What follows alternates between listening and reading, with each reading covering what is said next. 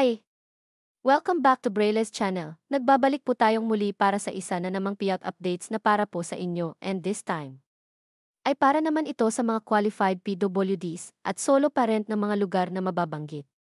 Kaya't kung isa ka sa naghihintay ng inyong payout ay baka isa na po dito ang inyong lugar sa aking babanggitin, but before po tayo mag-start sa ating topic, kung bago ka pa lang sa aking channel, please do kindly subscribe, like, and share na din sa ating mga kaibigan, kaanak o kapwa po natin PWDs at solo parent, and please share na din sa ating mga social media accounts para mas marami pa ang makaalam. With no further ado, let's begin na po sa ating topic. Just in.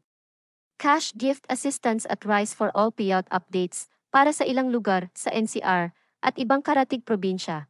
Alamin. Narito na po ang payout schedule ng cash gift assistance at ang pagbibigay ng Rise sa lahat ng kanilang residente. Simulan po natin sa lungsod ng Pasig City. Ito ay para sa lahat ng unclaimed beneficiaries na hindi pa nakakuha. Nakaschedule na po ang inyong payout this January 20, kabilang dito ang lahat ng Pasig City government employees at Barangay de la Paz. On January 21, nakaschedule naman ang Barangay Bagong Ilog, Bagong Katipunan, Bambang, Buting at Barangay Kanyugan. On January 22 naman nakaschedule ang Barangay Kalawaan, Kapasigan, Kapitolyo, Malinaw at Barangay Oranbo. Sa January 23 naman nakaschedule ang Barangay Palatio, Pineda, Sagad, San Antonio at Barangay San Joaquin. At sa January 24, nakaschedule ang Barangay San Jose, San Nicolas, Santa Cruz, Santo Tomas, Sumilang at Barangay Ugong. Ang sumunod naman ay sa probinsya ng Mamatid, Cabuyao, Laguna. Nakaschedule na po ang inyong payout this January 20 na gaganapin sa Cabuyao Athletics Basic Sports or CABS na mag-start ng alas 7 ng umaga. Kayo po ay makakatanggap ng tig 1,000 pesos plus bigas at groceries from your LGU.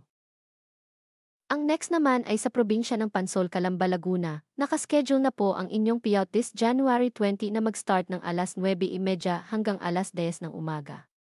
Kasama na rito ang pagbibigay ng birthday gift at cash assistance sa kanilang mga PWDs.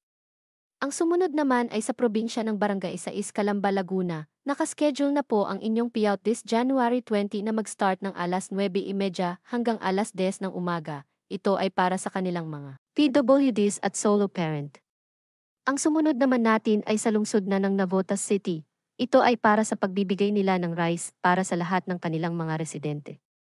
Nakapagsimula na silang magbigay o mag-distribute last January 17, 18 at 19 para sa mga barangay na nakikita nyo sa inyong screen.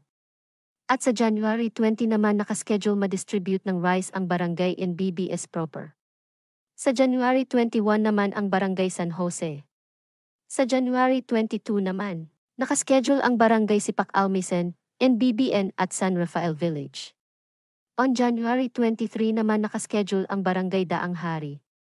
Sa January 24 naman ang Barangay San Roque. Sa January 25 naman ang Barangay NBBS Dagat-Dagatan, sa January 27 naman ang Barangay Tanza 1 at sa January 28 ang Barangay Tanza 2. That's it. Ito pa lamang ang naglabas ng kanilang payout schedule as of this date. Manatili po kayong nakatutok sa aking channel para sa mga latest payout updates at iba pang impormasyon na para po sa inyo. Marami pong salamat and God bless everyone.